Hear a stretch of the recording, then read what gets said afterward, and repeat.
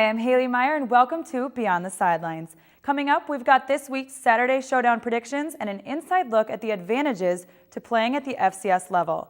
But first, one of our BSN Players of the Week at the NAIA level goes to Brandon Smith, a running back from Northwestern Iowa.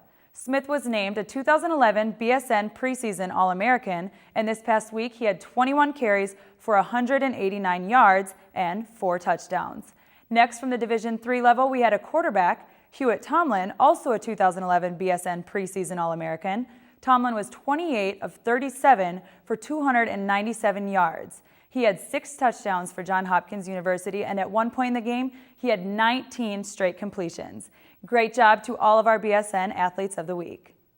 Next, we've got Justin Pekowski to fill us in on this week's games at the FCS, Division II, Division III, and the NAIA levels.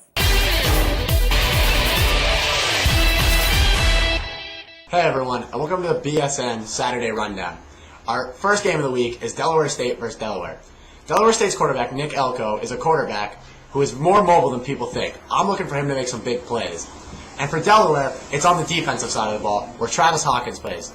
The transfer from Maryland, a speedy cornerback who can make big plays on defense and therefore affect the game. The Division II game of the week is Northwest Missouri versus Lincoln, Missouri. For Northwest Missouri, it's big play wide receiver Tyler Shaw. He's my player for this game.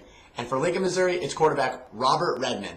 I think he's going to make some big plays through the air. My prediction is Northwest Missouri to beat Lincoln.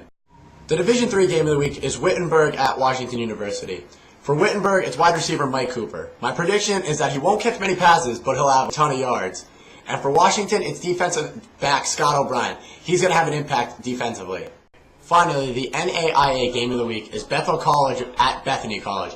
For Bethel, it's 6'1" linebacker Garrett Garcia. He's going to be in on a number of plays. And for Bethany, it's wide receiver Darryl Powell. He's going to have a lot of big plays down the field.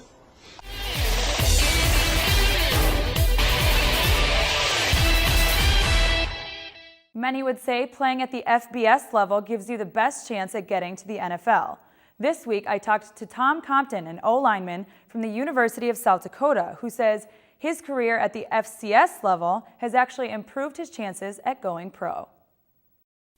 USD's starting left tackle Tom Compton has helped his team prove time and time again they are a force to be reckoned with. USD beat last year's FCS national champions Eastern Washington this past week, and with many monumental wins under his belt, Compton says he's glad he chose to be a Coyote.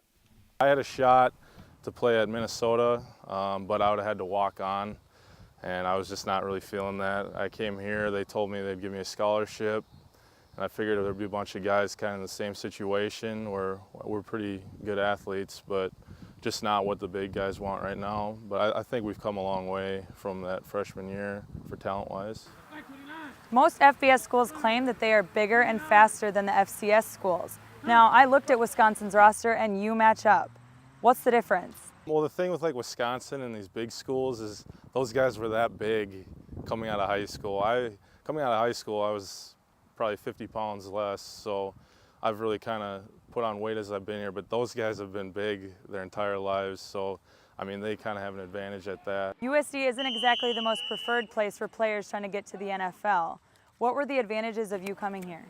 I think about that sometimes, and if I would have gone somewhere else, I don't know if I would have gotten the same shot to play. I've played 4 years here now, and I don't know if I would have gotten that same shot anywhere else. So I think coming here, coaches letting me have a 4-year start really helped me out, so I wouldn't probably change a thing.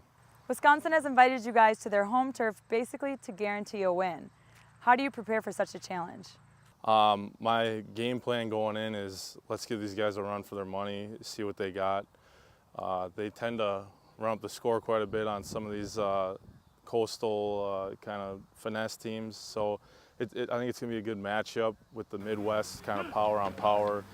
So my mindset's going to be just focus on the game, and you know, when the fourth quarter comes around, they'll be all jumping around, just try and focus up, and hopefully we'll still be in the game by then. What we want to know from you guys is how many of you had the chance to play at a higher level and for whatever reason ended up somewhere else. Log on to beyondsportsnetwork.com and let us know. Tune in next week to find out more about our Players of the Week choices and our Saturday Showdown game picks. I'm Haley Meyer with Beyond the Sidelines.